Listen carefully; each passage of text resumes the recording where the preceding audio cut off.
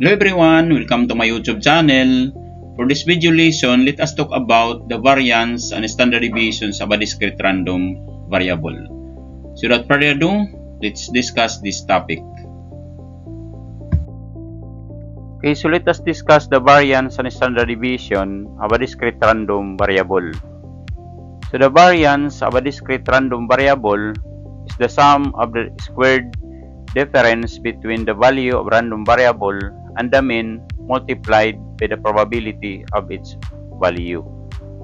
Okay, so using this value of x, 1, 2, 3, and 4 and its probability, then we can calculate the variance and the standard deviation as well. So the first column in the table is the value of x, and then the its probability. So the next is the expected value. So in calculating the expected values, we need to multiply the value of x, 1, and its probability, 0.10. So that is equals to 0.10. 0.10. So next, 2 multiplied to its probability, 0.20, is 0.40. So next, 3 multiplied to its probability, 0.45, that is 1.35. Next, 4 multiplied to its probability, 0.25, that is equals to 1.00.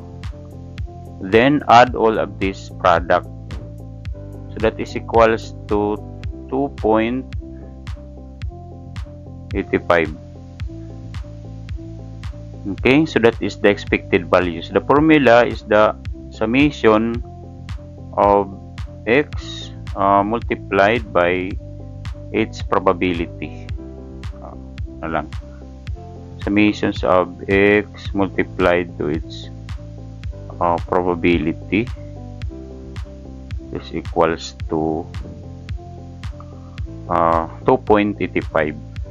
So next is we will get the difference between x and the expected value. So we have 1 minus the expected value of 2.85, that is equals to negative 1.85.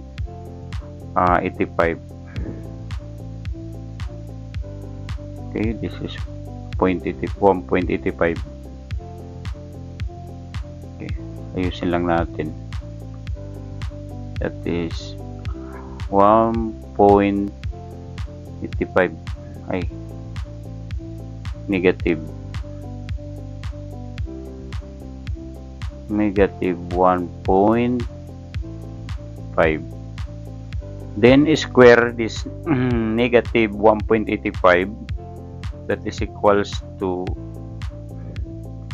3.4225.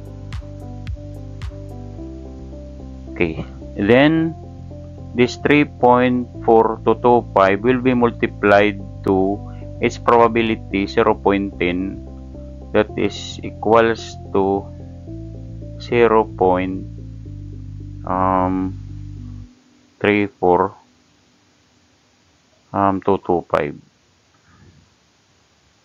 That is 0.34225. So next, we have 2 minus 2.85, that is equals to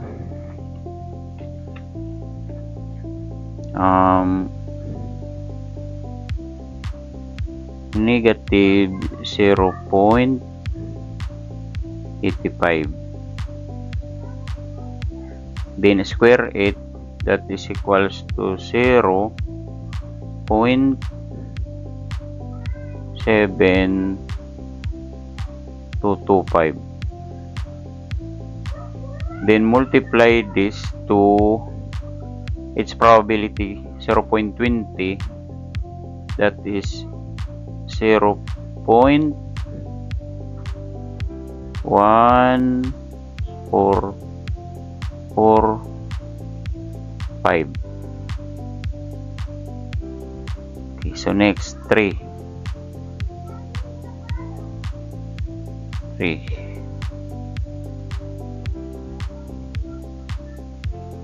minus 2.85. This equals to 0.15. Then square it, that is equals to 0.0225. Then multiply this to 0.45, that is equals to 0.0101. Next 4 minus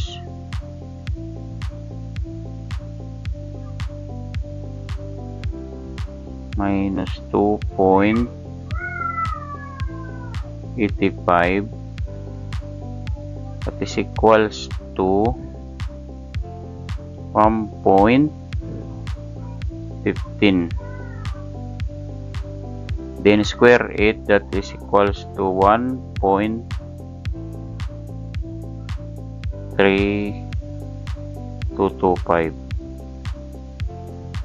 Then multiply it with its probability of 0.25, that is equals to 0.3306. This 06. Then add this product, that is equals to 0.82 and 74. Okay, so that is actually the variance. So our formula, that is our formula of the variance of the discrete random variable. So this is equals to 0.8274. Then in computing the standard deviation is we need to square. So that is equals to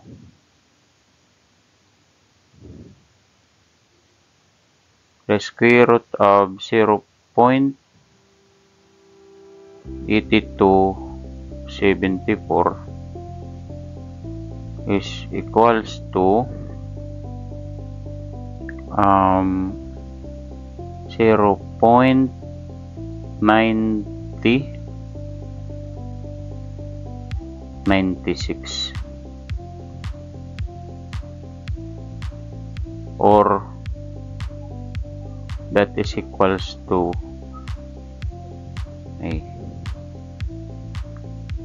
0.91. Okay, that is the standard deviation of a discrete random variable, and this is the variance. So I hope that you learned on how to calculate the variance and standard deviations of a discrete random variable. So until next video, thank you for watching.